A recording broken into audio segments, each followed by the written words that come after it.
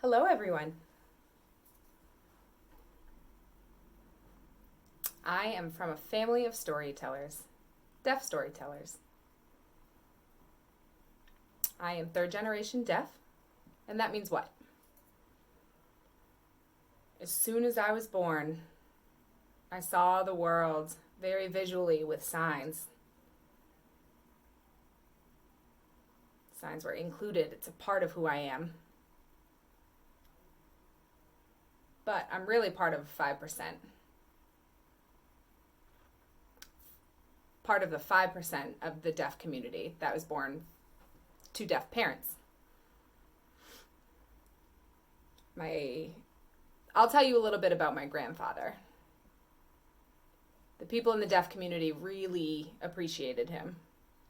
He was a great storyteller. So he went to college at Gallaudet University. It was one of the only ones for deaf students at the time.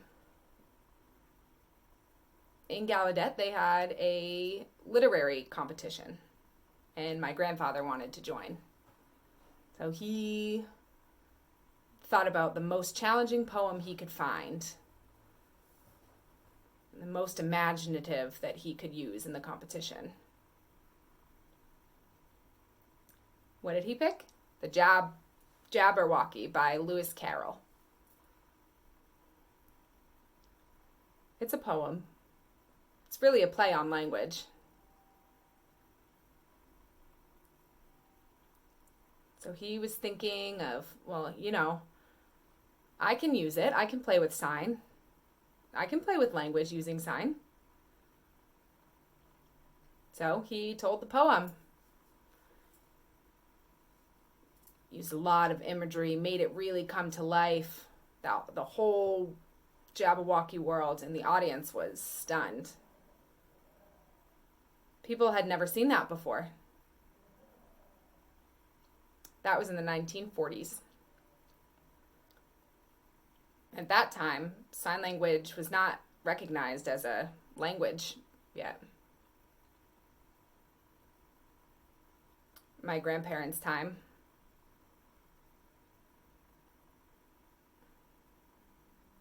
in that time, it wasn't a language. It wasn't recognized as a language.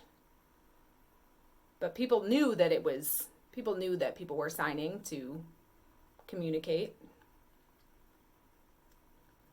But when he was growing up, people felt ashamed, shy for signing.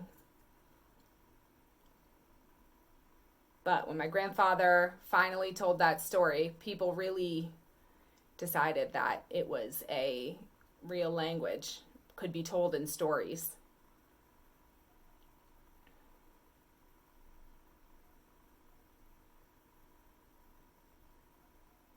And thankfully, we documented it in film. And that's how you save the important things, the things we value. How we carry it on for future generations. My grandfather has died since then, but his story really has inspired new Jabberwockies' stories to be told.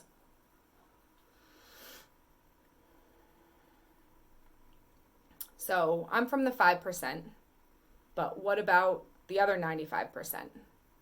What's it like for children who are born to hearing parents? That means that if they're born into hearing families, that they don't have access to sign language quickly. It's really important to have access from an early age. If you have no access, then you are language deprived. It takes a long time. It impacts your life. It's got real negative consequences. You struggle with school, since you don't have that early foundation. And it's happening all over the world. Here in the US even. It's basic human rights, really, to have access to language.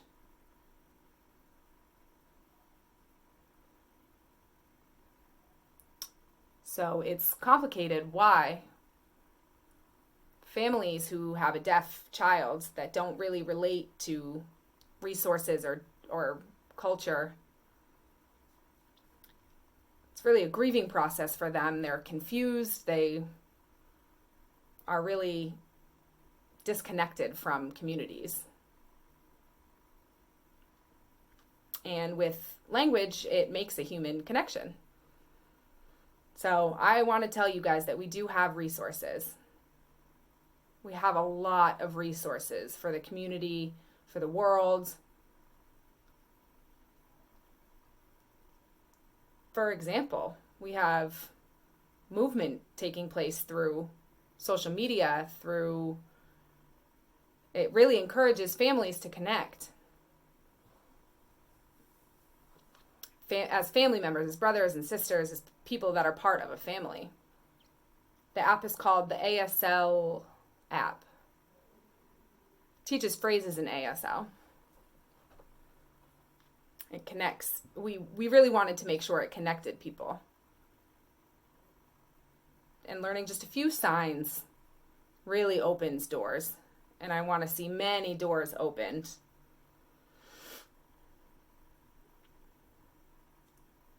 I also created Motion Light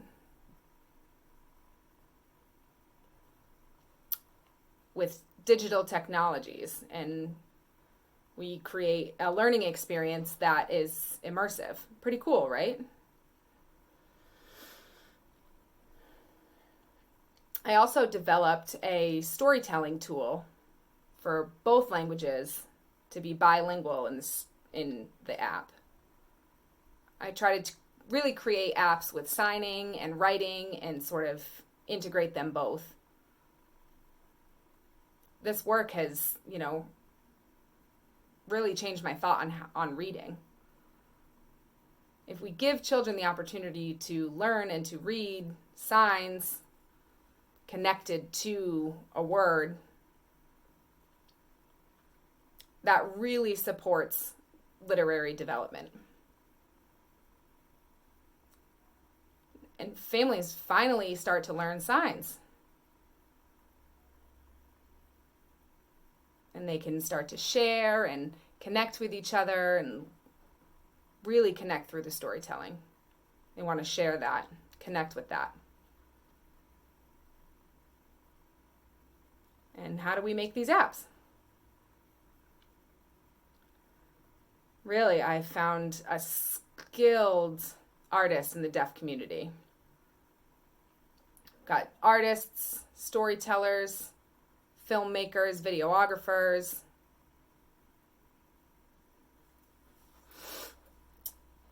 And there's really have been no problems. We've tried to find solutions to everything and invest in the literary skills.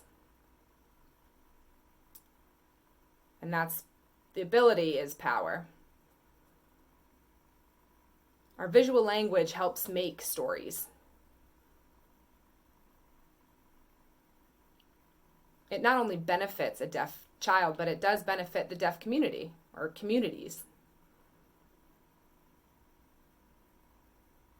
It makes the culture and language available to everyone.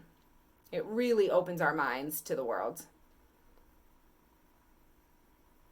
Other countries who work with deaf communities. I've worked with people in 11 other countries. And sign language is not the same in all of them. Each country has their own sign language. So we've been working with all of them to find the international connections and folk tales from other places.